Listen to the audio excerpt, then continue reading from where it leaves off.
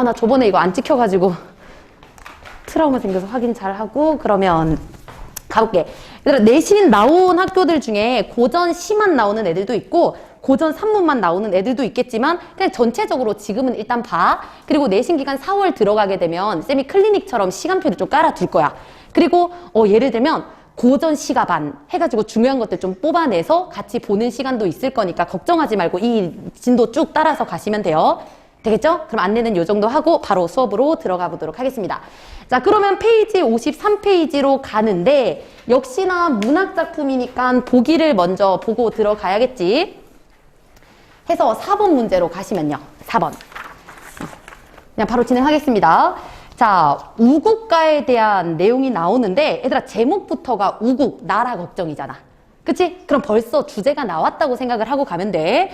자, 이 노래 28수는 광해군이 어지러운 정치를 펴고 있을 때 이덕일이 고향 한평에 머물면서 나라의 앞날을 걱정하며 지은 작품이다. 자, 그는 임진왜란 때 무가에 급제한 인물로 이순신의 막하에 들어가 전쟁에 참여하기도 했대. 그리고 연시조인 우국가는 전체적으로 서본결의 구조를 지닌대요. 자, 일단 제1수 동그라미 하나 쳐주고. 제1수. 자, 묶어줄게. 여기는 서사인데 자신의 생애와 작품 창작의 동기 닫아주시고.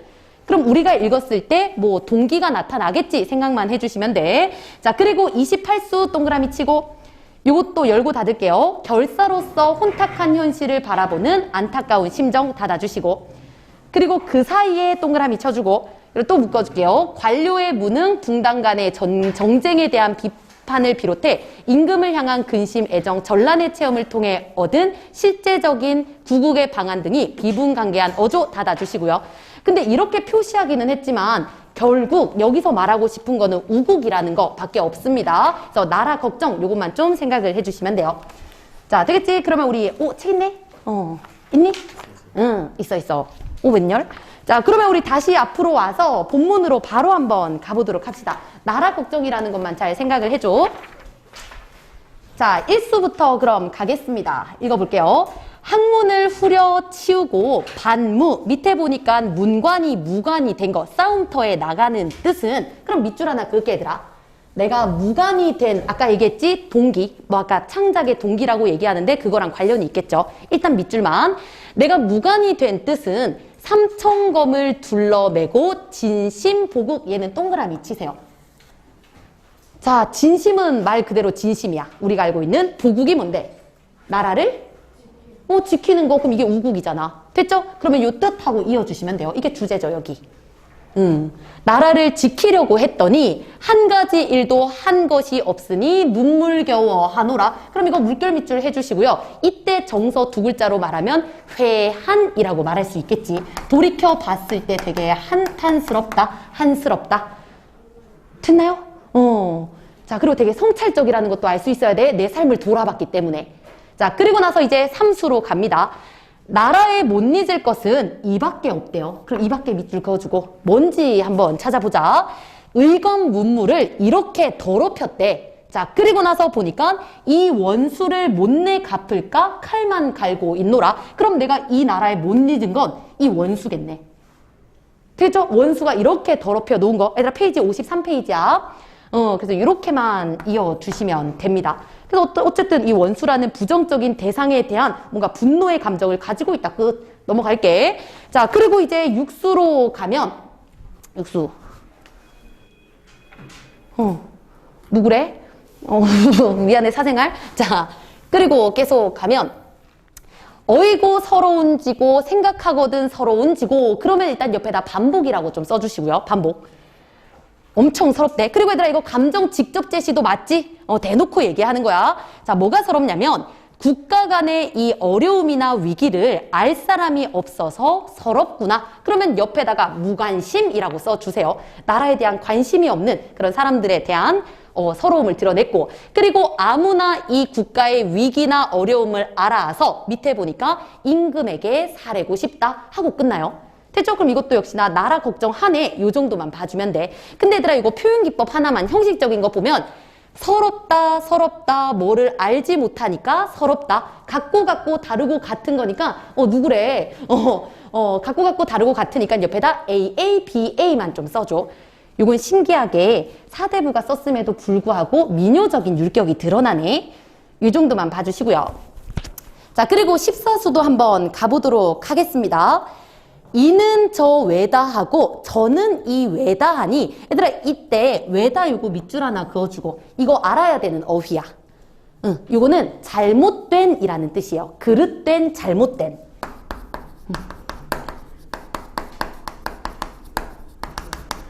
그리고 요거 외우기 쉬운 방법이 뭐냐면, 얘들아 어릴 때 할머니랑 혹시 살았던 애들은 왼손잡이 뒤지게 혼나지 않았어? 우리 때는 그랬거든. 왼손 쓰지 마라, 절대 쓰지 마라 하고 오른손으로만 쓰라고 했어. 그때 왼과 오른이 그 뜻이야. 오른은 옳다라는 뜻이고 왼은 잘못됐다라는 뜻. 이해되지? 그래서 그렇게 외워줘. 자, 그러면 여기서 좀 더 가야 되는 거. 이쪽은 저쪽이 잘못됐다고 하고 저쪽은 이쪽이 잘못됐다고 하네. 이거 지난 시간에 했던 말이랑 똑같은 건데. 옳고 그름을 따지는 거 두 글자로. 12, 그렇지. 요거 옆에다가 12라고 써주고, 옳고 그름을 따진다? 그럼 이 12가 나오면 어디서 이렇게 따지는 거라고? 속세에서 따지는 거지. 그래서 옆에다가 속세 가로 쳐주시고 정쟁 혹은 당쟁이라고 하나 써줘. 서로 옳고 그름을 따지는 거는 팔을 나눠가지고 정치인들끼리 싸우는 그런 속세의 모습을 드러내는 거야. 지난 시간 10이랑 같은 말이니까 같은 맥락에서 기억을 좀 해주세요. 서로가 잘났다고 그렇게 떠들어대니까. 자, 그리고 매일에 하는 일이 싸움뿐이래. 그러니까 정치에선 치고받고밖에 안 한대요. 그 중에서 고립무조는 이미신가 하노라. 우리 고립무조 같은 건 없기는 하지만 얘들아 고립이란 말 알지? 혼자 있다고. 그리고 무조, 조가 없대요. 이건 도움조자입니다. 아무도 도와주지 않고 혼자 있는 거는 이미신가 하노라. 그럼 정치판에 외롭게 혼자 있는 거 누구겠어? 임금이겠지. 그렇지. 그래서 밑에다 임금이라고 써줘. 임금 걱정하는 거지. 자, 그래서 우리 12, 당쟁 요거 좀 잘 생각을 해주시고, 자, 그리고 계속 한번 넘어가 볼게요. 말리소서, 말리소서, 이 싸움 말리소서. 얘들아 이것도 구조는 A, B, A 맞지? 그렇지. 말려주세요. 그리고 지공무사, 뭐 공평하게 말리소서, 말리소서. 진실로 말리고 말리시면 공평하게 살 수 있을 거다 하고 끝나. 그럼 말려달라 하는 게 끝. 내용 되게 쉽네. 그 다음 넘어갈게요. 자, 나라가 굳어지면 집조차 굳어질 거래. 이것도 상관없지. 계속 가도 되지? 근데 집만 돌아보고 나란 일은 아니한대요. 그럼 여기 옆에다가 우리 사리사욕이라고 쓰자. 사리사욕. 자기 집만 돌보고 나라는 돌보지 않아. 자기들 것만 생각하는 그런 모습이라고 봐주시면 되고. 그리고 이거 대조로 봐도 되지, 얘들아. 집안일은 하는데 나란 일은 안 해. 대조 맞죠? 대조. 대조도 옆에 써주시고. 자, 그리고 이렇게 하다가 명당이 기울어지면 어느 집이 굳을 수 있을까? 그럼 아무것도 굳어질 수 없다라고 말하는 거 맞지? 그럼 끝에 설의법이 쓰이는데 설의. 명당이 뭐겠어 그럼? 이게 기울면 집도 못 써. 그러니까 이걸 먼저 해야 돼. 맥락으로 봤을 때 나라겠지. 그렇지. 명당이 뭔지는 몰라도 나라라는 건 끄집어낼 수 있어야지. 맥락으로. 이해되죠? 자, 그리고 나서 우리 마지막 문단도 한번 가보도록 할게요. 공명. 얘들아 또 나왔네. 공명이 뭐야? 속세. 왜냐면 이름 날리는 거 우리 벼슬 하는 거라고 했잖아. 그럼 속세 여기 세모 칠까 그냥? 자, 공명을 원치 않거든. 원치 않으니까 세모 맞네. 그리고 부귀인들 바라겠느냐. 부귀는 얘들아 돈이라고 했지. 그럼 돈 바래 안 바래? 안 바라겠지. 내가 공명도 안 바라는데 부귀라고 바라겠냐. 절대 안 바래. 자, 그 다음 일간모옥. 이제는 알아야 된다 얘들아. 이거 뭐야?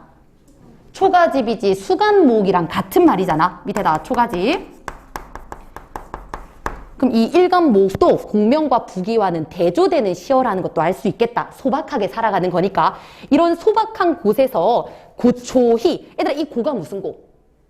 쓸고. 그러니까 부정적인 그런 맥락이지. 뭐 외롭게 쓸쓸하게 쓰게 앉아서 밤낮에 우고까지만 읽어주면 되죠. 나라를 걱정하는 것을 못내 서러워하노라. 됐나요? 그럼 여기서도 역시나 나라 걱정하면서 쓸쓸해하는 거 여기까지 읽어주시면 됩니다. 자, 그러면은 우리 뒤로 넘어가서 너네들이 문제 좀 풀어볼 건데 4번하고 2번 풀 거야.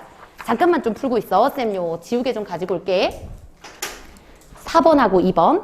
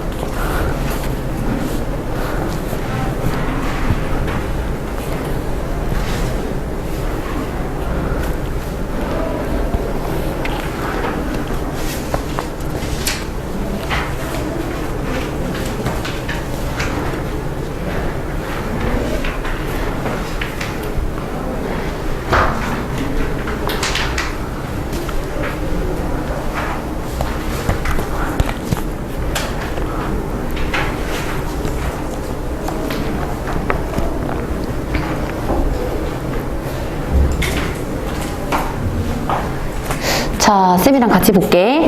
어려웠으면 2번이 어려워야 돼요. 4번부터 가면 일단 얘들아 요거는 답 4번 요것만 체크하면 되지. 왜냐면 4번으로 갔을 때 말려줘라 말려줘라 한 거는 전쟁의 체험에서 얻은 방안으로가 아니라 그냥 지금 이 정치에서 싸우는 당쟁들 이 시비를 말려달라고 하는 거니까 굳이 전란의 체험 이런 거 근거 없잖아. 됐을까? 이렇게만 봐주시면 되고 나머지들은 맞는 말이니까 한 번 더 읽어주시고요. 그리고 2번으로 왔을 때 이 문제는 조금 재밌기는 했지. 자, 일단 첫 번째 위에 있는 보기 1에서 두 번째 줄 우국의 마음 요것만 밑줄 그어주면 돼. 그럼 둘 다 나라 걱정하고 있다는 거 생각하시면 되고요. 그리고 밑에 있는 것도 너네들 읽어봤겠지만 쌤이랑 한 번만 더 읽어볼게. 어이고 배웠구나. 소나무를 배웠구나. 그치? 그럼 뭔가 좀 안타까워하는 어조니까 이 소나무는 베면 안 되는 거였나 봐. 자, 그리고 조금만 두었으면 동량제라는 어떤 좋은 제목이 될 수 있었을 텐데 근데 아이고 명당이 기울거든 이거 본문에서 나왔지 나라가 기울거든 무엇으로 버틸라고 자르는 거냐 하면 소나무를 자르지 말랐어야 했는데 자른 현실에 대한 안타까움이라고 보면 되겠네. 됐죠? 자, 그리고 이거는 결국 우국에 대한 마음이라는 거 같이 생각을 해주시고 문제로 가면 일단 답은 4번입니다. 4번. 자, 그러면 1번. 둘 다 반복되는 거 있었어. 그리고 탄식 안타까워하는 거니까 있었어. 그리고 3번에 비유적 표현이라고 봤을 때 일단 보기에서는 소나무 요런 거. 진짜 소나무 가지고 얘기하는 거 아니잖아. 그치? 그리고 명당 자리 할 때 이것도 나라를 의미하는 거라며. 이런 게 비유라고 생각하시면 되고 그리고 이 앞부분도 집, 진짜 집 아니잖아. 개인적인 일 같은 것들을 비유한 거니까 3번도 맞는 말이고요. 그리고 4번에서 둘 다 가정법 쓴 건 맞지? 요거까지는 동그라미 쳐줘야 돼. 왜냐하면 이렇게 잠깐만 두었다면 이런 것들이 가정이잖아. 그치? 그리고 뒤에 있는 걸 보니까 미래 상황 변화에 대한 기대감 이거를 뒀다면 이렇게 될 수 있었을 거야. 그러니까 여기는 기대감이라기보다는 뭐라 해야 되지? 그런 거잖아. 두었어야 했다를 얘기하기 위해서 가정하는 거잖아. 그래서 옆에다 당위라고 좀 써줘. 이렇게 두어서 좋게 만들었어야 해. 당위야. 마땅히 했어야 돼. 당위. 그리고 밑에 한 번 더. 아이고 나라가 기울면 이것도 가정 맞지? 근데 기울게 되면 무엇으로 버틸래? 버틸 수가 없다. 나쁜 일을 가정 이거 대답하는 거지. 그래서 미래 상황에 대한 기대라기보다는 부정적인 결과를 얘기하는 거고요. 그리고 앞부분도 똑같아 얘들아. 앞부분도 같이 하나 좀 볼게요. 여기 나라가 굳으면 이것도 역시나 나라가 굳어야지 집이 굳을 수 있다. 나라를 굳게 해라라는 당위죠. 이것도. 여기는 당위입니다. 그리고 나서 여기 똑같이 만약에 나라가 기울면 어떤 것도 굳지 못한다라는 거니까 부정적인 상황을 또 예상하는 거라고 봐주시면 돼요. 그래서 문제가 괜찮았어요. 그리고 나서 둘 다 의문의 형식 요거는 당연하다라고 보고요. 넘어가겠습니다. 자, 그러면 우리 86페이지로 갈게. 86. 현대시 4번. 그리고 오늘은 조금 속도를 내가지고 소설을 3개 정도 보는 게 목표야. 해볼게. 자, 그럼 이것도 역시나 보기 있는지 보니까 2번 문제 보기가 있네. 또 보고 들어가도록 하자. 자, 일단 6.25 전쟁 이거 자체가 그냥 힌트죠. 그리고 뒤에 있는 말은 너무 당연한 말이야. 강대국의 힘겨루기, 극단적인 이념 대림 속 당연한 거. 민족끼리 대립하는 거 당연하잖아. 그러니까 이것만 생각하자고. 6.25 전쟁을 배경으로 한다. 자, 그리고 민족적인 비극이 있는데 여기 민족의 비극적 상황 여기에만 밑줄 좀 그어주시고요. 당연히 6.25니까 민족의 비극적 상황을 그리는데 근데 우리 가 작품에서는 그 상처를 또 밑줄 휴머니즘의 바탕을 두고 극복하고자 노력한대. 그럼 내용이 좀 달라지지. 우울해서 뭔가 긍정으로 나아갈 건가 봐. 자, 그리고 또 하나 밑에 초월하고자 하는 모습. 이것도 역시나 극복하고자 하는 모습이랑 동의한 뜻으로 봐주시면 되겠네요. 됐죠? 그럼 부정적인 상황에서 어떻게 극복을 하는지 보러 갑시다. 가로 바로 가겠습니다. 갑니다. 가. 자, 계속 갑니다. 보면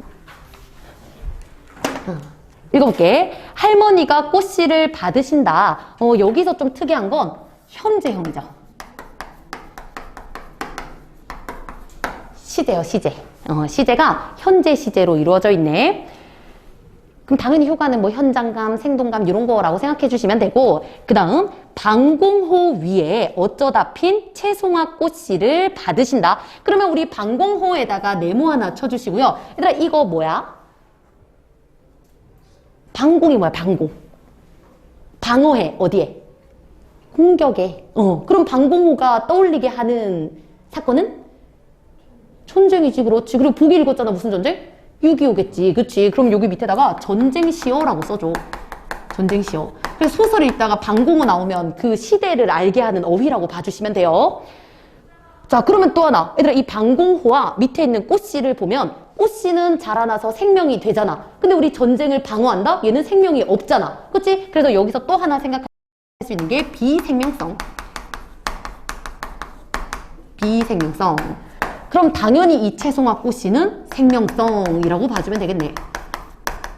그리고 이거를 극복하려고 하는 그런 모습이 드러난다고 했으니까 이런 부정적인 상황 속에서도 할머니는 생명성을 추구한다라고 읽으면 되겠네. 됐죠? 내용 간단해요. 자, 그리고 방공호 안에는 아예 들어오시지를 않고 말이 숫제, 아예라는 뜻입니다. 완전히 적어지신 할머니는 그저 물결 밑줄 놓여오시다. 왜냐면 대놓고 말하잖아. 뭐를? 전쟁에 대한 반감을. 됐죠? 직접 제시입니다. 자, 그리고 이제 할머니의 말을 대놓고 또 한 번 더 인용을 해주네요. 진작 죽었더라면 이런 꼴 저런 꼴 다 보지 않았으련만. 그러면 이 이런 꼴 저런 꼴이라는 게 전쟁으로 인한 피해, 비극적인 상황 같은 거라는 것도 당연히 보기랑 이어서 알 수 있을 거고. 그치? 자, 그랬더니 이거를 듣고 있던 난 것 같아. 그냥 느낌상 난 것 같아. 말합니다. 글쎄 할머니 그걸 어쩌란 말씀이셔요. 그 말은 이렇게 말해봤자 소용이 없다라는 뜻이지. 그럼 이거 태도 뭔데? 체념적이지. 그렇지. 그래서 옆에다가 체념 혹은 무기력이라고 써주시고 할머니와는 다른 모습을 보인다는 거 생각해 주시면 되고요. 어쩔 수 없는 거 아닙니까? 그리고 아예 말이 적어지신 할머니의 노여움을 풀 수는 없었대. 그리고 나서 할머니는 꽃씨를 받으신다. 인젠 지구가 깨어져 없어진대도. 얘들아, 이거 너무 극단적인 상황인 거지. 옆에다 쓸게.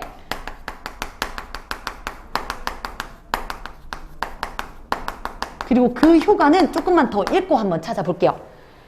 이제는 지구가 완전히 깨어져 없어진다 하더라도 할머니는 역시 살아계시는 동안 그 작은 꽃씨를 받을 거야. 그러면 이 말을 넣은 이유는 뭐냐면 할머니는 무조건 꽃씨를 받는다는 거잖아. 그치? 그럼 뒤에 있는 할머니의 행동을 강조하는 거라고 보면 되겠네. 그쵸? 옆에다 가로치고 그냥 강조라고 써줘. 강조. 자, 그리고 어떤 상황이 오더라도 생명을 추구하고자 하는 할머니의 모습. 자, 그럼 보기랑도 이어지는 거 맞지? 넘어갈게요. 내용이 간단하네. 자, 그리고 이제 나 작품을 보면 요거는 실제 교과서에 실린 애들도 있을 겸 쌤도 수업했던 것 같은데 한번 같이 읽어볼게. 제목은 생의 감각이야. 생의 감각. 자, 가보면 여명의 종이 울린다. 얘들아, 여명이 뭔데? 여명. 우리 막 술 마실 때 여명 먹잖아. 아, 너네들은 공감을 할 수 없어야 되지. 그게 새벽이란 뜻이야, 얘들아. 여명. 깬다. 새벽. 아침. 그러면 여명 밑에다가 새벽빛이라고 하나 써주고. 이거 좀 꼼꼼하게 가는 이유는 표현기법 때문에 그래. 여명은 밝은 빛, 명자가 들어가는데 새벽빛. 그리고 새벽빛에 종이 울린다라고 하는 거 보면 그냥 새벽이 됐다는 얘기잖아. 근데 표현기법으로 가보자고. 감각. 그치? 일단 종이 울린다? 청각. 새벽빛은? 시각. 그럼 여기서 얘기하고 싶은 거는 종이 울린다는 거야? 빛이 난다는 거야? 빛이 난다는 거야. 그러면은 이 시각을 청각화하고 있는 공감각적 심상이 드러나고 있다는 거. 그거 찾으려고 이렇게 하는겨. 진짜 그냥 그 정시에서는 6까지 갈 필요는 없지만 내신 생각하면 알고는 있어야 돼. 공감각적 심상. 시각의 청각화. 어쨌든 새벽빛 종이 울리고요. 그리고 새벽별이 반짝이고 사람들이 같이 살고 닭이 울고 개가 짖고 오는 사람 있고 가는 사람 있어. 그럼 요것만 읽었는데 뭔가 좀 활기찬 느낌 나는 거 맞지? 그래서 옆에다 그냥 생동감이라고 써줘. 그리고 또 하나 현재 시제네. 여기도 현재. 현재형. 공통점을 찾았네요. 생동감. 자, 그리고 나서 다음 년으로 가면 오는 사람이 내게로 오고 가는 사람이 내게서 간다. 그럼 중요한 건 요거야, 요거. 그리고 이 사람은 굉장히 자기중심적이라는 것도 알 수 있지. 옆에다가 쓸게 그대로. 자기중심적. 근데 얘들아, 여기선 이기적이라는 느낌보다는 어떤 말이냐면 내가 있어야지 세상도 있다고. 그거야 그냥. 내가 여기 있으니까 세상을 바라볼 수 있네. 이거 이렇게 생각해줘. 밑에 쓸까? 내가 있어야 진짜 이 뜻이야. 내가 있어야 세상도 있다라는 뜻이겠죠. 자, 왜 이런 시를 썼는지 다 해석을 하고 얘기를 좀 해줄게. 내가 있어야 되고 그 다음 계속 가보면 아픔의 하늘이 무너졌어. 그럼 이 사람은 아팠나 보네. 세모 쳐주시고요. 그냥 부정적 상황이 있었나 봐. 그리고 깨진 하늘이 아물 때에도 가슴에 뼈가 서지도 못했대. 그럼 아무는 것도 제대로 되지 못했나 봐. 또 세모고요. 그리고 푸른 빛은 장마에 넘쳐 흐르는 흐린 강물 위에서 떠서 황야로 갔대요. 그러면 이제 푸른 빛이라고 해서 뭔가 긍정적인 심상이 보이는데 그것마저도 사라졌대. 됐지? 그래서 부정적인 시어와 긍정적인 시어가 둘 다 나오고 있고, 푸른빛은 뭐 당연히 뭐 희망, 이상 이런 거라고 생각을 해주시면 돼요. 똑같이. 자, 그리고 나서 뭐라고 하냐? 나는 무너지는 둑에 혼자 섰대요. 지금 이러한 상황을 무너지는 둑에 혼자 서 있는 부정적인 상황으로 얘기를 하나 봐. 그리고 나서 그 산기슭을 보니까 채송화가 무더기로 피어 있었대. 그리고 그걸 보니 얘가 생의 감각을 흔들어 주는 것만 같대. 그럼 여기서도 결국 말하고 싶은 게 나 모든 게 무너지지만 이 꽃이 나의 삶의 뭔가를 흔들어 줬대. 그럼 약간 의지적인 걸로 나아가는 거 맞지? 그치? 그럼 이 채송화도 역시나 생명력 혹은 부정적인 상황에서 내가 느낄 수 있는 희망, 이런 것들이 나를 살아있게 만들어 준다. 여기까지 봐주시면 돼요. 그럼 부정에서 긍정으로 나아가는 거 위랑 되게 비슷한 글이라고 생각해줘. 그리고 이거 우리가 분석을 했으니까 그냥 좀 구체적으로 얘기를 해주면, 이 사람이 거의 죽을 뻔했대. 거의 죽음의 위기까지 갔다가 다시 살아나면서 아, 삶이라는 거는 역시 내가 존재해야 있는 거구나 하면서 그 괴로웠던 것에서 이제 살아나고 난 뒤에 삶에 대한 감사함을 느끼며 쓴 글이래. 그럼 이해되지? 그치? 자, 그러면 요것도 뒤로 넘어가서 2번, 3번 문제만 좀 풀게요. 2번, 3번. 2, 3.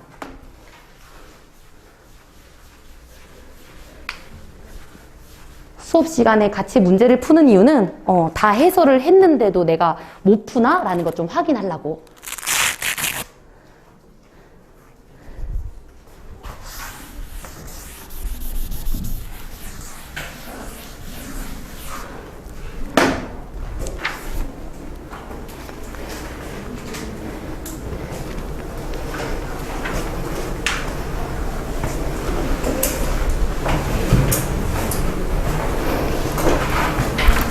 문제가 쉬워.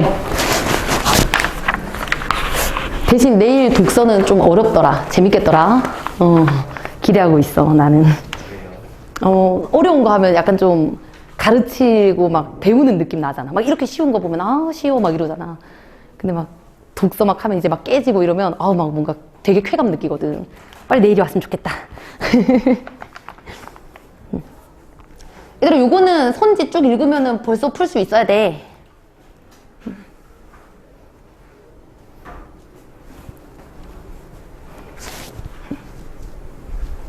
자, 그러면 조금 더.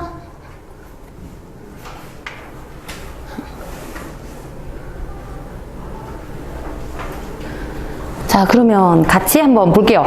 얘들아, 이번에는 4번 맞지? 그걸 어쩌란 말씀이셔요? 라는 건 극복하려는 그런 마음 아니야. 그냥 무기력한 거지. 됐죠? 자, 나머지는 맞으니까. 그리고 3번으로 가면 이것도 4번이지. 우리 C에서 D. C는 완전히 부정 세모 덩어리였잖아. 근데 D에서 뭔가 긍정으로 나아가기 때문에 차라리 인식 전환이라고 말하는 게 더 낫지.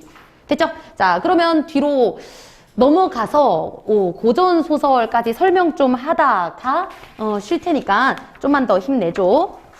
자, 페이지는 120페이지고요. 호질로 가면 이제 드디어 설화에서 빠져나와 가전에서 넘어와서 진짜 소설로 가게 됩니다. 이 부분부터 이제 출제 가능성이 좀 더 높아지는 거라고 생각을 해주면 되고, 그리고 호질이라는 제목 자체가 호랑이가 꾸짖다라는 뜻이야.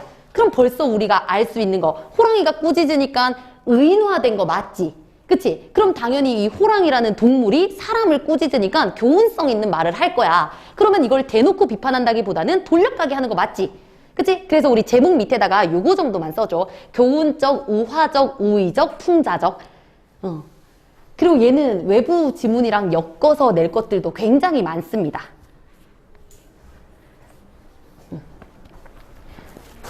자, 그리고 또 생각해야 되는 게 얘들아 굳이 사람이 나와서 사람을 비판하기보다는 동물이 나와서 사람을 비판하면 어떤 효과가 있냐면 우리가 짐승만도 못하다는 거. 그러니까 비판의 효과가 좀 강해진다는 것도 같이 생각을 해주면 돼. 그래서 돌려가기 방식을 쓰고 있다는 거 생각을 해주시고요.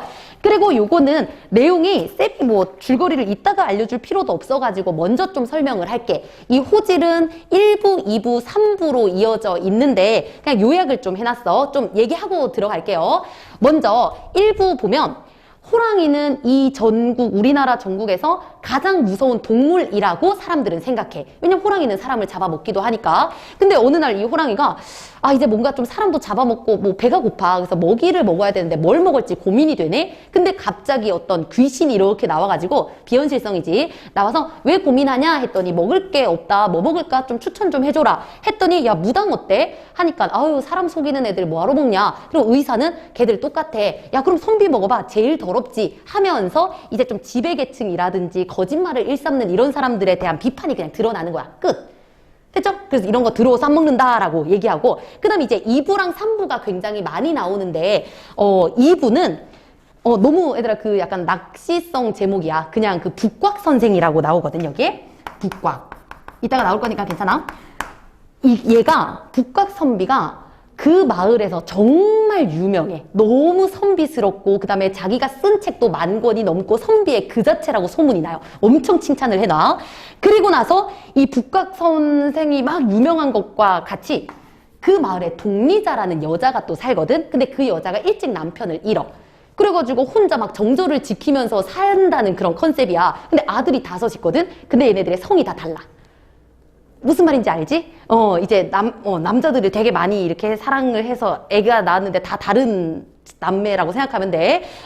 그러니까 얘도 역시나 둘 다 비판의 대상이 될 건데 둘 다 이중성을 가진 인물들이라고 생각을 하면 돼. 자, 그래서 이것도 얘기해보면 이제 동리자 방에 막 새벽이 됐어. 근데 그 방에서 막 남자 소리가 나는 거야. 그래서 그 5명의 아들들이 뭐지? 방에서 소리가 나네. 누굴까? 했는데 들어보니 이 북곽 선생의 목소리랑 비슷한 거야. 그래서 이제 문틈으로 싹 봤나? 봤는데 진짜 북곽 선생하고 우리 엄마하고 이렇게 옆에 막 앉아서 막 둘이 막 있는 거야. 근데 이제 얘네들이 야, 북곽 선생 진짜 쓰레기네. 이게 아니라 북곽 선생은 절대 이럴 리가 없지. 그래, 옆 마을에 보니까 그 여우가 사는데 걔들은 둔갑해가지고 사람으로 변하기도 한데 하면서 좀 헛소리 같은 어리석은 소리를 해요. 그리고 나서 야, 쟤는 분명히 여우일 거야. 여우를 잡으면은 우리한테 어떤 이득이 있을 거니까 저 여우를 잡자 하고 하나 둘 셋 해가지고 방에 들어가요. 그랬더니 이제 북곽 선생이 깜짝 놀라가지고 으악 하고 도망가다가 똥에 빠져.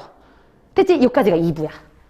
그럼 북곽 선생의 이 이중성, 그 다음 동리자의 이중성을 비판하는 거라고 생각해주고, 그리고 이제 3부에 가면은, 이제 우리 책에 나와 있는 건데, 북곽 선생이 똥에 빠져가지고 겨우 이렇게 나왔어. 나와가지고 으악 하고 탁 나오니까 범이 이렇게 앉아있어.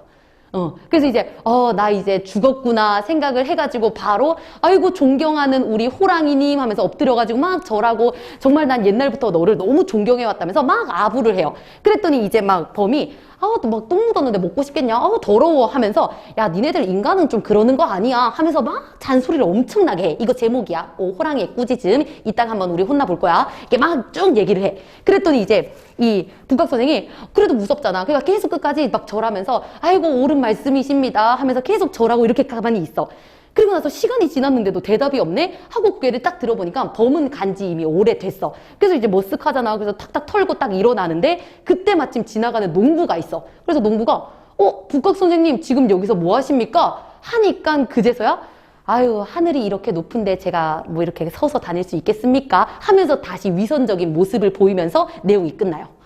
됐지? 그래서 돌려가기 하는 거야. 이런 모습을 통해서. 꽤 재밌지 않니? 그리고 요거 쓴 거 박지원이거든? 아마 너네들이 허생전으로 만나본 사람일 텐데, 당연히 뭔가 실용적이고, 그 다음에 양반들의 명분, 이런 위선적인 모습을 잘 비판했던 사람이라고 생각하시면 돼요.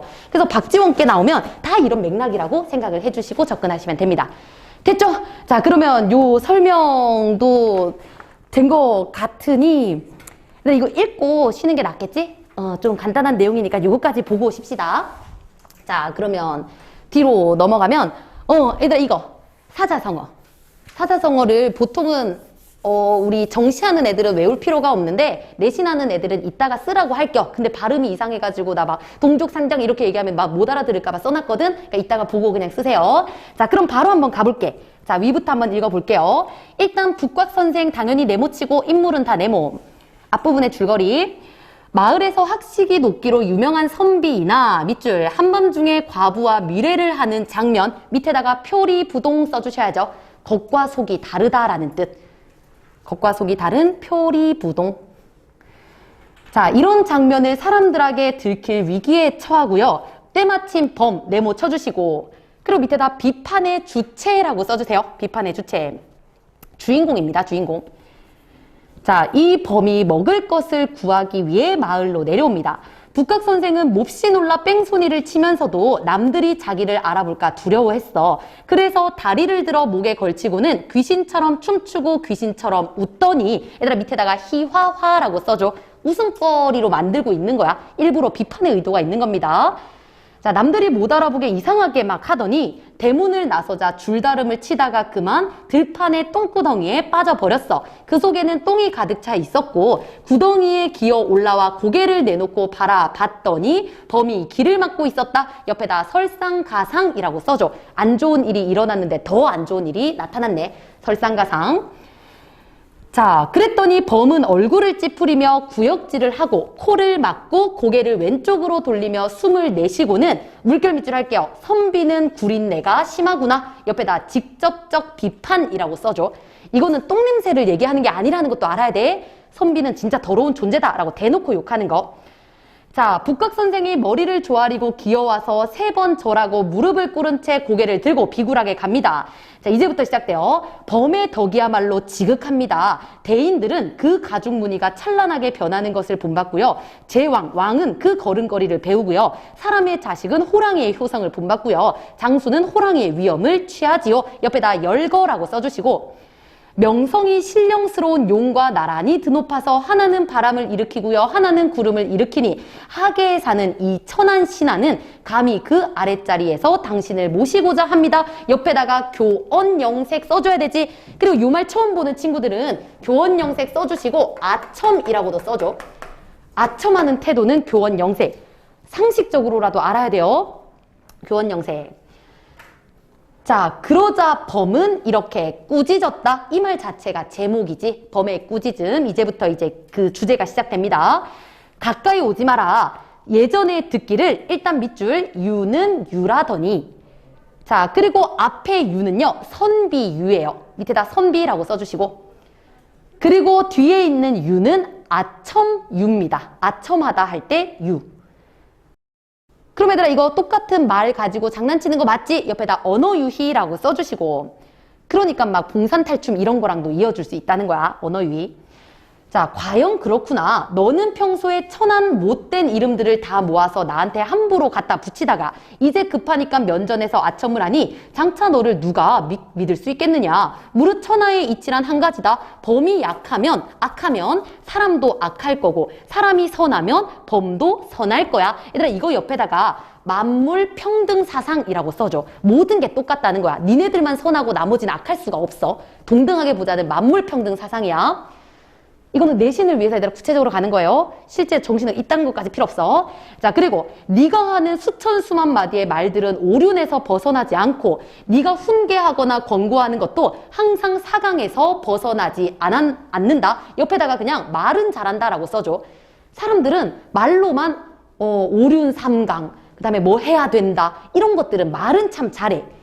근데 도읍일 때 형벌을 받아서 코가 베거나 발이 잘리거나 얼굴에 뭔가를 막 그린 채 다니는 자들은 모두 오륜을 따르지 않은 사람이야. 죄인을 묶는 굵은 동아줄과 처형할 때 쓰는 도끼톱 날마다 쉴 새 없이 제공해도 저들의 악을 막을 수는 없으니 범의 집안에는 원래 이런 형벌이 없어. 이로써 보자면 밑줄 범의 본성이 어찌 사람보다 낫지 않겠느냐. 옆에다 비교라고 써줘. 그러니까 더 쉽게 말하면 너네들은 짐승보다 못하다는 거야. 말로만 맨날 그러지 다 범죄자잖아. 자, 그리고 범은 나무나 풀 먹지 않고 벌레 물고기 안 먹어. 누룩으로 빚은 술과 같이 풍기문란하게 하는 거 안 즐겨. 새끼 베거나 알을 품은 하찮은 생물들에게 잔인하게 굴지 않아. 산에 들어가면 노루사슴 사냥하고 들판에서는 말, 소를 사냥하되 한 번도 먹고 사는데 급급하거나 음식 때문에 남과 다툰 적이 없어. 그러니 밑줄 범의 도의야말로 어찌 광명정대 정당하지 아니한가 라고 말해요. 우리가 또 너네들보다 훨씬 더 떳떳하다라고 말하는 겁니다. 됐죠? 계속 비교하는 거라고 생각을 해줘. 범이 노루나 사슴을 잡아먹으면 너희는 범을 미워하진 않는데 범이 말과 소를 잡아먹으면 사람들은 범을 원수라고 불러. 이 어찌 노루나 사슴은 사람들에게 아무런 은혜가 없으나 말과 소는 너희들에게 공로가 있기 때문이 아니겠느냐. 옆에다가 자기중심적 태도라고 써줘. 그러니까 지들한테 좋은 것만 막 아끼고 자기한테 상관없는 것들은 아끼지 않는 거야. 이것도 만물평등 사상에서 어긋나는 거라고 보시면 돼요. 자기중심적 태도입니다. 자, 하지만 만약 말이나 소에게 수레를 끄는 노고와 주인을 사모해서 충성을 다하는 정성이 없으면 날마다 도살해서 부엌을 가득 채우면 또 쇳불이나 말의 갈기조차 남기지 않아. 지들 좋은 것만 빼먹는다고. 근데도 마침내 또 내가 나의 노루나 사슴까지 니들이 침탈해서 내가 산에서도 먹을 것이 모자라고 들에서도 먹을 것이 없도록 만드니 옆에다 탐욕이라고 써주시고 탐욕. 자, 그리고 만약 하늘이 세상을 공평하게 다스리기도 한다면 너를 잡아먹어야겠니? 아니면 놓아줘야 되겠니? 자, 얘기합니다. 자, 그리고 무릇 자기 것이 아닌데도 가지는 것을 도라고 부르고요. 생명을 잔인하게 해치는 걸 적이라고 부른대. 그러니까 니들은 도적이라는 거야. 너희가 하는 짓이란 밤낮으로 허겁지겁하면서 팔을 휘두르고 눈을 부릅뜬 채 남의 것을 낚아채고도 부끄러워하지 않아. 심지어는 돈을 형님이라고 불러. 아내 죽이고 장수 자리를 얻어. 이거는 그냥 고사에 있는 내용이야. 자, 그리고 인륜 도덕을 다시 논할 수도 없어. 그런데다가 또 황충에게서 먹을 것을 빼앗고 누에한테서 옷을 빼앗고 벌을 물리치고 꿀을 빼앗아 아주 작은 것들도 다 취하려고 한대. 범은 한 번도 표범을 잡아먹은 적이 없어. 이는 진실로 같은 무리한테 차마 하지 못할 짓이 되기 때문이야. 근데 범이 노루사슴을 잡아먹은 것을 헤아려 보아도 니들이 노루사슴 잡아먹는 것처럼 많지도 않아. 그리고 범이 말소 먹은 것을 헤아려 보여도 사람들이 서로 잡아먹은 것처럼 이거 밑에다가 동족상잔 써야 되는 거 맞지? 같은 종족끼리도 서로 죽이고 살리고 한다고. 자, 이런 것처럼 많지는 않아. 자, 중략입니다.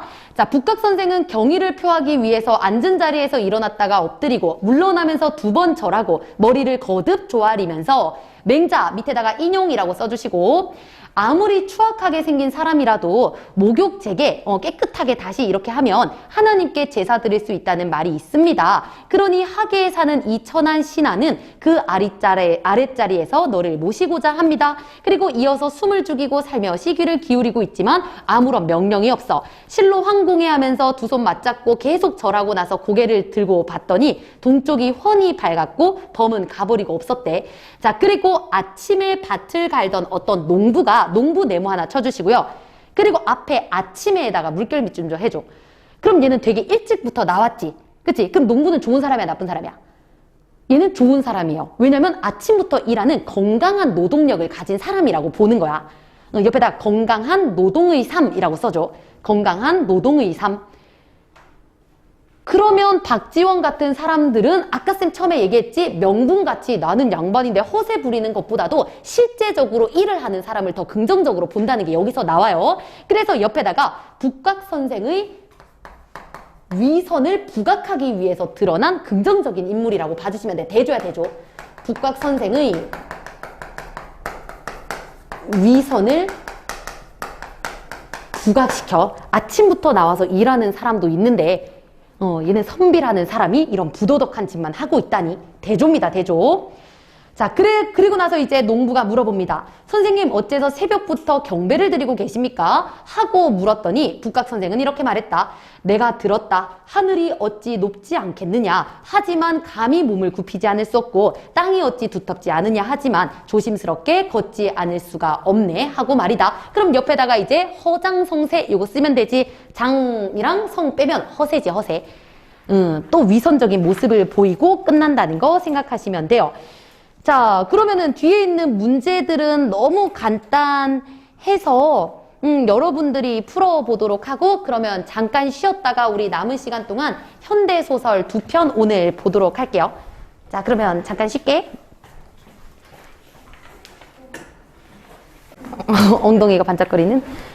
자, 그러면 159쪽으로 가서 돌다리라는 작품을 한번 볼게요.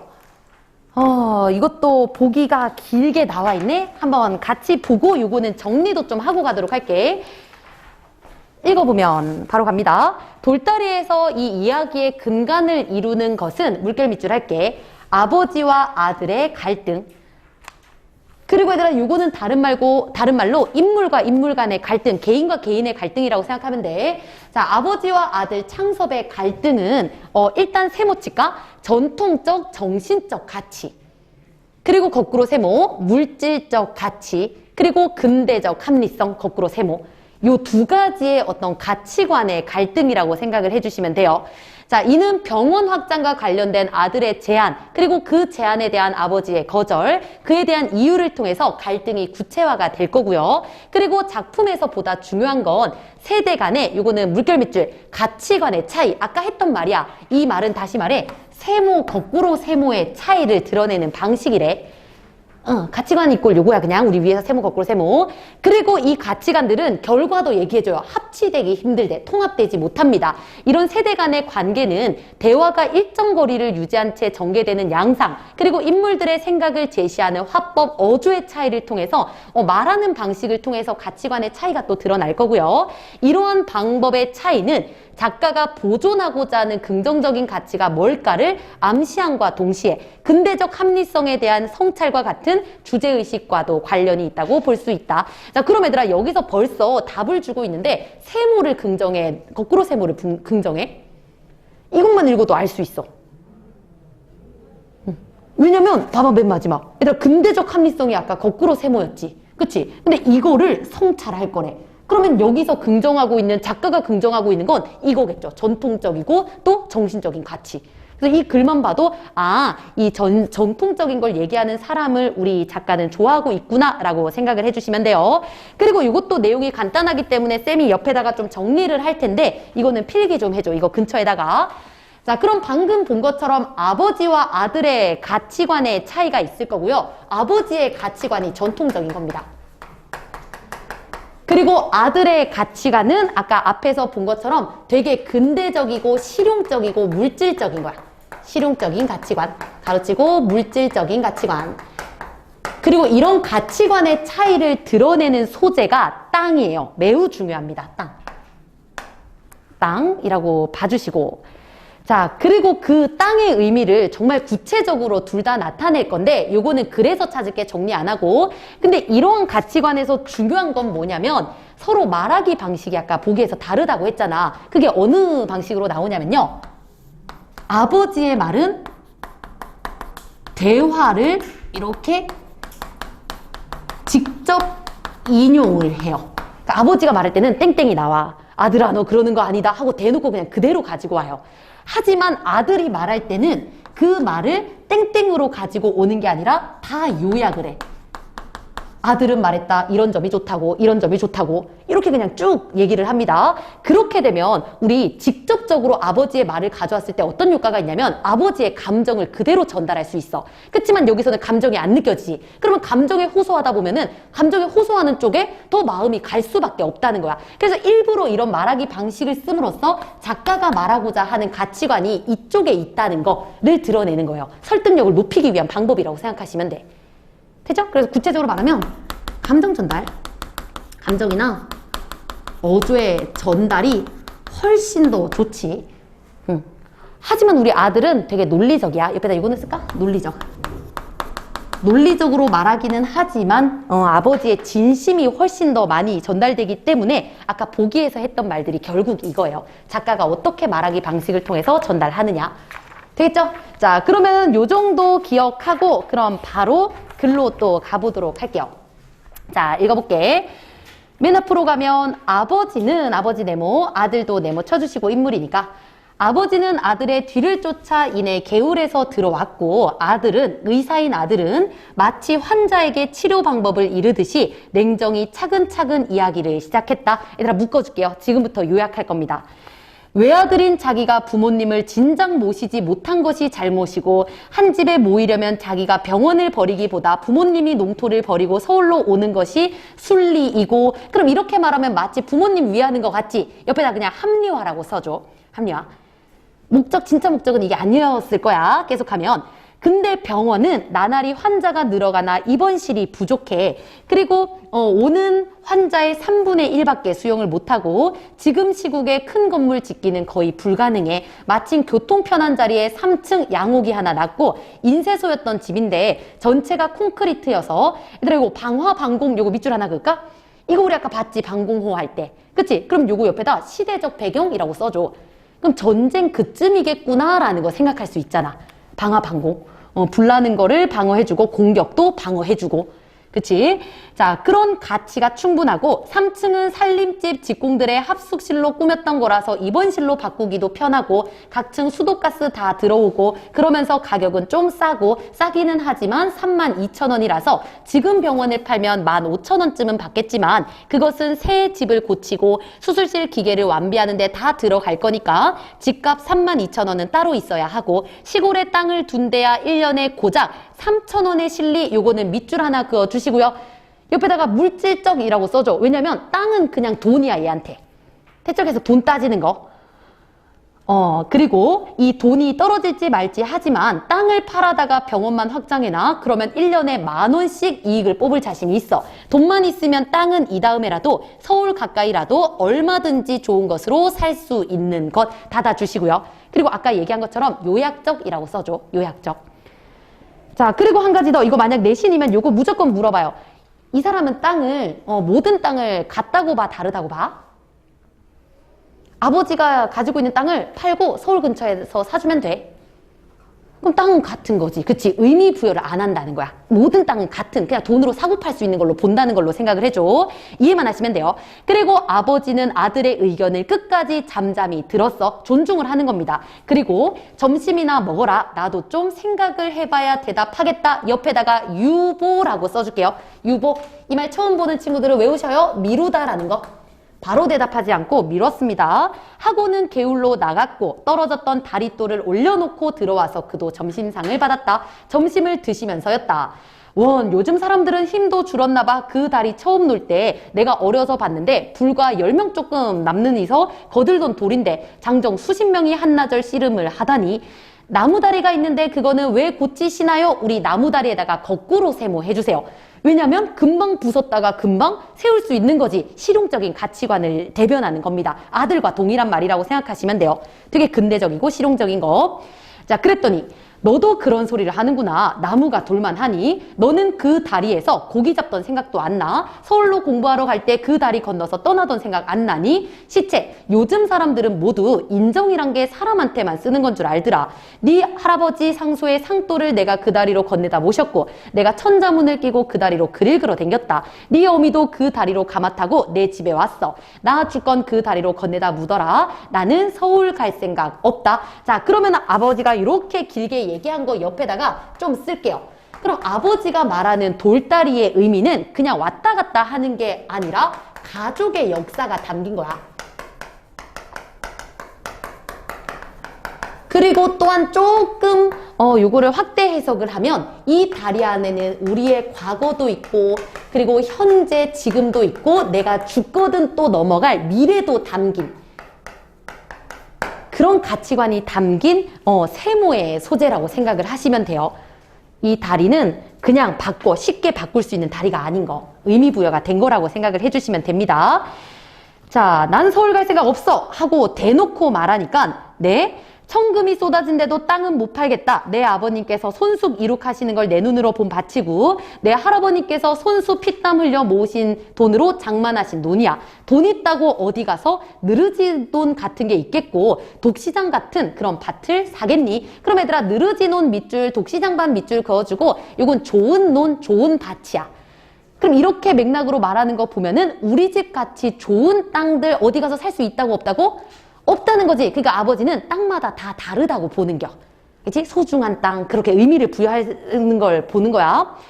자, 그리고, 좋은 논 두개선 느티나무는 할아버지께서 심으셨고, 저 사랑마당에는 은행나무 아버지께서 심으신 거야. 그 나무 밑에를 설 때마다 나는 그 어른들의 동상이나 다름없이 경건한 마음이 솟아서 우러러보곤 한다. 땅이란 걸 어찌 일시 이해를 따져 사고팔고 하느냐. 땅 없어봐라. 집이 어디 있으며 나라가 어디 있는 줄 아니. 물결 밑줄. 땅이란 천지만물의 근거야. 요거는 아버지의 말을 집약한 말이에요. 그냥 아버지의 가치관 그냥 그 자체라고 보면 돼. 자, 돈 있다고 땅이 뭔지도 모르고 욕심만 내서 문서를 쪽으로 사모으기만 하는 사람들, 돈놀이처럼 이자만 생각하고 지 조상과 땅과 인연이란 건 도무지 생각하지 않고 버리는 사람들, 다 내 눈에는 괴이한 사람들로 밖에 보이지 않더라. 사람들에 대한 막 되게 화내는 어조가 그대로 느껴지지 얘들아. 아까 얘기한 것처럼 직접 인용한 요거예요. 우리한테 막 화내는 것 같은. 자, 그리고 네가 네 덕으로 의사가 됐니? 내 덕인 줄 아니? 내가 땅 없이 뭘로? 밭에 가서 절하고 논에 가서 절해야 된다. 자고로 하늘 하나 하늘의 덕이 땅을 통하지 않고 사람한테 미치는 줄 아니? 땅을 파는 건 하늘을 파는 거나 다름없다. 땅을 밟고 다니니까 땅을 우습게들 여기지 땅처럼 인과 응보가 분명한 게 무엇이냐? 하늘은 차라리 못 믿을 때도 많다. 그러나 힘들이는 사람에게 힘들이는 만큼 땅은 반드시 후한 보답을 해주는 거야. 세상에 흔해 빠진 땅주인, 땅은 자긴들에게나 맡겨버리고 떡 도회지 도시입니다. 도시에 가 앉아서 소출은 곡식들, 거기서 거두어 드리는 것들, 곡식. 그런 것들은 팔어다 모두 도시에서 낭비해버리고 땅 가꾸는 데는 단돈 1원을 벌벌 떨고 땅으로 살며 땅에 야박한 놈은 사람으로 치면 후레자식이야. 땅이 말을 할 줄 아니? 그렇게 하게 되면 배가 고프단 말 얼마나 많이 하겠냐. 해마다 걷어만 가고 땅은 자갈밭이 아니 되니 뚝이 떠나가니 알기나 하냐. 걸음 한 번을 제대로 넣기나 하냐. 정 급하게 돼서 소작인들이 우는 소리야 해야 요즘 너희 신의들 주사침 노트 애꿎은 비료만 갖다 털어넣지. 그렇게 땅을 홀대하고는 이제 죽어서 땅이 무서워서 어디든 갈 테구. 자, 창섭은 입이 얼어버렸다. 손만 부비었다. 요건 얘들아 물결 밑줄 할게. 자기의 생각은 너무나 자기 중심이었던 것을 대뜸 깨달았다. 그러니까 이해는 하는 거야, 아버지의 말을. 그리고 땅에는 이해를 초월한 밑줄, 일종의 종교적 신념. 그럼 이 종교적 신념이 뭐냐면요, 밑에다 쓸까? 땅 이꼴 천지만물의 근거야. 그냥 단순한 땅이 아니란 거지, 아버지에게는. 그게 종교적으로 믿고 있는 뭔가, 땅에 대한 그 경건한 그런 마음. 자, 이런 신념을 가진 아버지에게 아들의 이단적인 계획 밑줄 하나 그어주고, 그럼 이게 뭐겠어? 아버지가 땅은 무조건 신이다 라고 했을 때 이 땅을 팔아버리려고 한 거지. 그러니까 이때 밑에는 땅 이꼴 돈이라고 써줘. 땅을 돈으로 보는 이런 이단적인 계획이 용납될 리가 만무였어. 아버지는 상을 물리고도 계속 말했대. 너로서는 어떤 수단을 쓰든지 병원부터 확장하려는 게 엉뚱한 욕심은 아닌 줄도 알아. 그럼 아버지도 얘들아 고집불통이 아니라 아들을 존중하고 입장을 이해하는 사람이란 것도 봐줘야 돼. 그러나 욕심을 부려서는 못 쓰는 거야. 요거는 밑줄 그을까? 의술, 사람을 구하는 의술은 예로부터 인술이라고 하지 않니? 요거 밑줄 긋고 존중이라고 써줘. 네가 하는 거 리스펙이야. 대단한 일이야. 그리고 항상 순탄하게 진실하게 해라. 네가 가업을 이어나가지 않는다고 탓하거나 한탄하지는 않을게. 너는 너로서 발전할 길을 열었고 그게 또 어떤 모리집의 어떤 양아치들의 그런 악업이 아니라 사람을 구하는 인술이지. 내가 어떻게 불평을 말하겠니? 다만 3, 4대 집안에서 공들여 이룩해 놓은 그런 논밭을 남의 손에 내맡기게 되는 게 좀 슬프기는 하긴 해 라고 얘기를 해요. 자, 그리고 중략. 자식의 젊은 욕망, 그 돈으로 바꿔달라는 욕망을 못 들어주는 게 애비된 마음으로서도 섭섭해. 그러나 이 늙은이한테도 그만 10년쯤 지켜오고 있다는 걸 무시하지 말아다오. 하고 다시 일어나 담배를 피우며 다리 고치는 대로 나갔어. 옆에 앉았던 어머니 두 눈에 눈물이 쭈르르 흘렀어. 너희 아버지가 여간 고집이시니? 아니요, 아버지가 어떤 어르신 건 제가 오늘 더 잘 알았습니다. 아버지는 훌륭한 인물이십니다. 이것도 얘들아 존경하는 거 맞지? 그리고 더 중요한 게 나와요. 그러나 창섭도 코어리가 찌르르 했어. 자기가 계획하고 온 일이 실패한 것쯤은 당연히 차라리 당연하게 생각되었고, 그 다음 물결 밑줄 할게요. 아버지와 자기와의 세계가 격리되는 일종의 결별의 심사를 체험하는 때문이었다. 요건 얘들아 말이 어렵지만 요거야. 밑에다가 써줘. 창섭이는 아버지를 이해해. 됐지? 하지만 죽어도 아버지와 나의 가치관은 통합되지 못하겠구나라는 걸 느끼다 보니까 우리는 결별을 해버렸구나 라고 생각을 하는 거야. 이해는 해. 근데 결별하는 느낌은 통합이 안 된다는 거. 서로 그냥 가치관이 다르구나. 갈 길 간다는 거야. 자, 아들은 아버지가 고쳐놓은 돌다리를 건너 저녁차를 타러 가버렸고 동구 밖으로 사라지는 아들의 뒷모양을 지키고 섰을 때 아버지의 마음도 그냥 유언이나 하고 난 것처럼 외롭기도 하고 뭔가 좀 불편한 마음, 불안스러운 마음도 막 설레듯이 막 이렇게 올라오고 그랬다. 끝입니다. 되겠죠? 자, 그러면 여기서 기억해야 되는 건 아까 적어놨던 요 가치관의 차이, 요 내용이 어떻게 바뀌어 나타나는지 정도만 봐주시면 돼요. 자, 그러면 요것도 문제 하나만 좀 풀고 넘어갈까? 얘들아, 3번. 3번만 좀 풀고 넘어갈게요.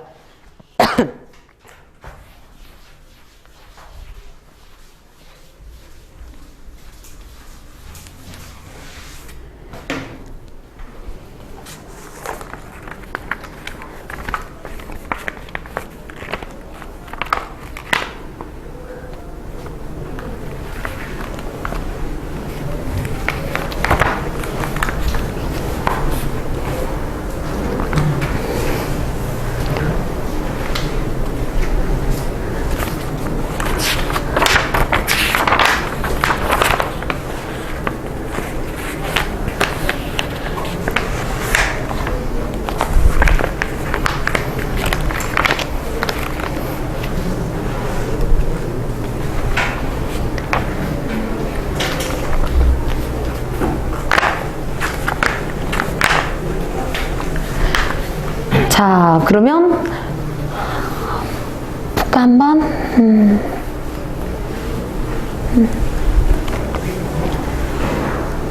자, 답은 얘들아 3번이지, 3번. 왜 그런지 볼게요. 돈만 있으면 언제든 좋은 땅을 살 수 있다라는 의견에 격정적으로 말했어. 근데 이건 대한모색이 아니라 그냥 아버지의 입장만 말하는 거지? 그치? 각자의 길을 얘기하는 거기 때문에 3번이고, 그리고 얘들아 5번에 그 역설이라는 말도 기억해. 너네들이 시에서 알고 있는 역설은 개소리, 모순된 말이겠지만 여기서는 힘주어 말하다라는 뜻이야. 힘주어 말하다. 힘주어 말하다. 이 어휘도 가지고 있어야 돼요. 자, 그러면 뒤로 한 장 더 넘어가서 얘들아 요 작품까지 꼭 볼게. 그리고 요거는 먼저 볼만한 것들도 없어. 그래서 바로 한번 가볼 건데 보기 지문이 있네. 요것도 읽고 그냥 바로 한번 읽으러 가보도록 할게요. 자, 2번으로 가면 이거 재작년에 나왔던 것 같은데 한번 수업한 것 같은 기억이 있네. 자, 2번 보기 보면 제3인간형, 그럼 1, 2인간형도 있겠네 생각해 주시고요. 문학의 삶의 가치를 두고 있던 인물들이 6.25 전쟁, 얘들아 배경이니까 일단 밑줄 하나 그어주고, 예를 거치며 겪는 고뇌와 변화를 다룬 소설이래. 이 작품에서는 전쟁으로 인한 시대의 요구에 관련하여 밑줄 자신의 사명을 발견하는 인물. 그럼 얘들아 이거 긍정적인 인물이겠지. 그리고 옆에다가 제2인간형이라고 써줘. 제2인간형. 그리고 옆에다 플러스 하나 해주세요. 자기의 사명을 찾는 사람 2인간형입니다. 자, 그리고 바로 밑에 사명을 포기하고 마는 인물 유형, 요것도 밑줄 긋고 얘는 제1인간형이야. 포기하는 무기력한 사람입니다. 부정적인 거겠지? 옆에다 마이너스 해주시고 포기하는 사람. 자, 그리고 사명을 잊지 못하지만 그렇다고 적극적으로 추구하지도 못하는 인물 유형, 얘도 밑줄 긋고 얘가 제3인간형이에요. 딱 보는 것처럼 애매한 사람들이야. 애매한 사람. 자, 이런 사람들이 등장하는데 이들은 타인과의 비교 속에서 자기 삶의 방향과 상황을 점검하거나 평가하기도 한데, 말 쉽게 하면 얘들아 성찰이지. 나의 삶을 다른 사람이랑 막 비교해 보는 거니까. 그죠? 옆에다 성찰 써주시고, 결국 이렇게 얘기하는 게 뭐냐면 전쟁 때문에 사람들이 변하잖아. 그러니까 갈등 유형은 인물과 사회와의 갈등이야. 그러면서 6.25라는 이 사회적 문제에 대응하는 여러 사람들의 모습이 있다. 이게 답니다. 됐죠? 그럼 어떻게 사명을 지키고 포기했는지만 생각하면서 들어가 보면 되겠네. 자, 얼른 한번 읽어봅시다. 자, 쭉 갈게요. 자, 10년은 더 늙은 것 같네. 그간 몹시 고생했지. 학교에서 문 열고 나오는 자네를, 그럼 학교에서 일하는 사람인가 봐. 자네를 못 알아보았네. 어쩌면 그렇게 훈장 티가 꼭 뺐나? 그럼 훈장은 선생님 얘기하는 거 맞지? 그럼 지금 이걸 듣고 있는 사람들은 선생님인가 봐. 야, 1년 못 돼서 선생티가 배워 보인다면 슬픈 일이네만은 알아 못 보긴 자넨 게 아니라 나였네. 상큼한 콧날 움푹 팬 눈이 자네 얼굴 특징이었는데 콧날도 없어지고 눈마저 변했더면 통 못 알아볼 뻔했네. 서로 오랜만에 만나서 좀 어색하대. 자, 그리고 그렇게 변한 자네의 3년이 알고 싶어. 6.25 밑줄 그어주고 배경을 아예 대놓고 말하네요. 그때 신문사에서 갈라진 게 마지막이 아닌가? 응, 그랬던가? 내 얘기는 차차 하고 자네 지낸 일을 좀 들어보세. 그러는데 요리가 들어왔다. 자, 들게. 흰 알잔에 따른 술이 쿡 코를 찌른다. 둘은 함께 들어 조금씩 마셨다. 좋은 네모 쳐주시고요. 얘의 젓가락은 해삼 요리에 먼저 갔고 호르몬제라고 해서 중국 요리를 먹을 때마다 항상 나오는 음식이다. 석 네모 쳐주세요. 우리 석이라는 애는 문득 그것을 생각하고 빙그레 웃음을 띠는데 조우는 큰 놈 한 개를 집어 입에 넣고 씹으면서 3년 동안 나는 타락했네. 타락이라니? 난 자네의 세계가 넓어지고 커졌으리라고 기대하고 있는 판인데 조우는 얼굴에 또 복잡한 표정이 서리더니 잔에 술을 부어서 먼저 들이마시고 빈잔을 석에게 건넸다. 잔은 왔다 갔다 했다. 석은 얼굴이 화끈해지면서 건아해 간다. 한 달 만에 접구하는 것이라 좋은 안주에 술맛을 한결 돋우었다. 그리고 말하기 꼭 좋았다. 나는 이를테면 넓은 데서 좁은 구멍으로 기어가 옴짝달싹 못하고 기진맥진하고 있는 턴데 자네는 넓은 세계에 활활 다니는 셈 아닌가? 밑줄 작품 세계가 커지고 힘차리 일하고.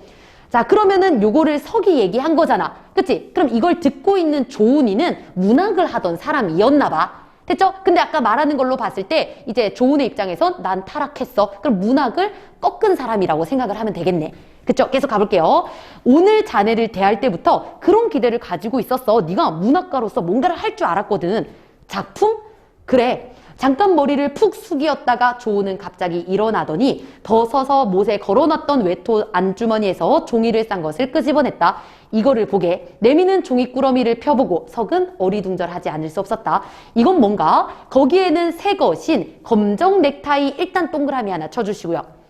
그 위에 흰 봉투가 놓여 있는 것이 나타났다. 봉투에는 좋은 선생님이라고 틀림없는 여자 글씨가 쓰여 있었고 어안이 벙벙해 있는 석에게 조은은 편지를 집어 알맹이를 내어 주었다. 읽어보게. 읽어도 괜찮은가? 읽게. 펴보니까 간단한 어떤 문장이었다. 자, 읽어봅니다.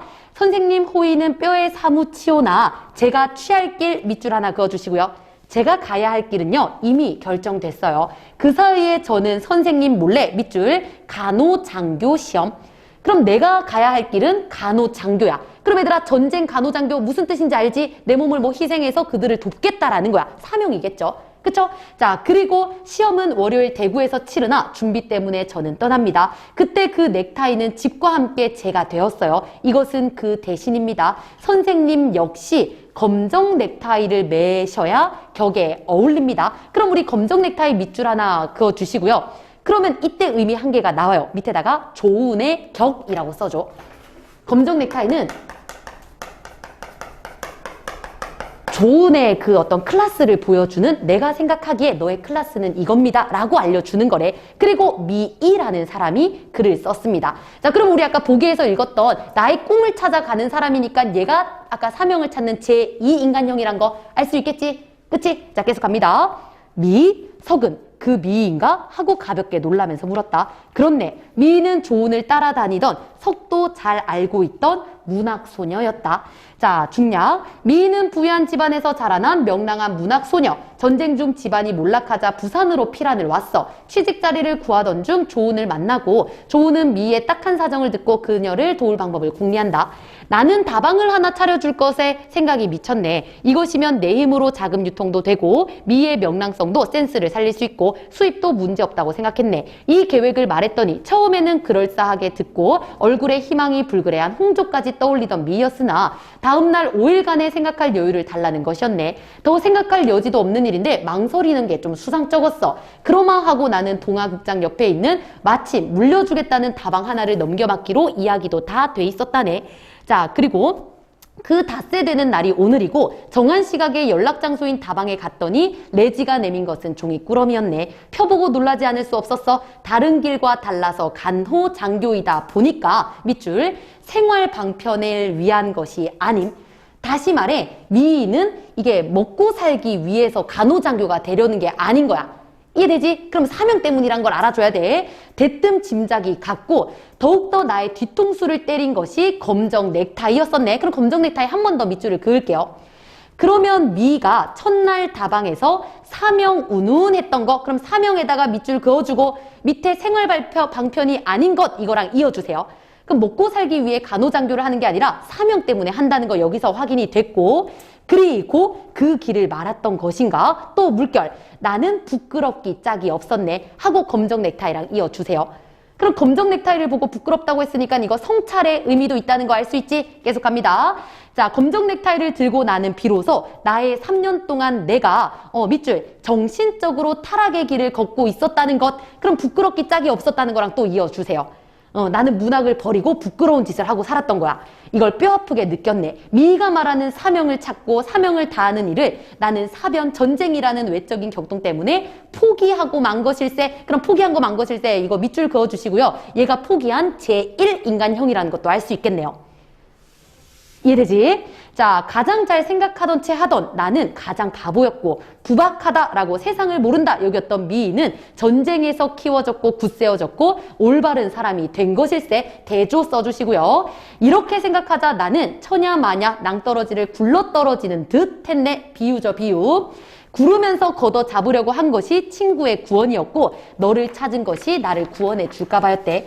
자, 조은의 긴 이야기를 듣고 난 석은 여기 올 때까지 그렇게 호기심을 끌었고 기대의 대상이 되었던 그에게 흥미가 가지 않았대. 더욱이 그의 고민 같은 건 문제도 아니야. 석의 뇌와 마음은 밑줄 강렬한 미의 인상, 그러니까 사명을 지키려는 이 사람의 태도에 되게 충격을 받았대. 그리고 미가 조은의 마음에 안겨둔 그 충격 이상의 충격을 석도 받았대요. 안주가 좋아서 뿐만 아니야. 강력한 그 술도 석을 취하게 하지는 못했어. 역시 마음이 미로 말미암아 팽팽 차있기 때문이었어. 조은의 차로 집에 돌아와서도 석은 큰 소리를 탕탕 치거나 울거나 하지 않았네. 평소에는 그랬었나 봐. 뭔가 괴로웠나 봐. 얌전하게 자리에 들어가 가족들을 들볶지도 않았대. 그의 엄숙한 태도에 가족들은 또 잔소리를 할 수가 없었네. 자리에 들어누워 그는 생각합니다. 조은의 말대로 조은은 사변의 압력으로 그의 사명을 포기했고 사변을 통해 미인은 용감하게 시대적 요구에 응할 수 있는 사람으로 변했어.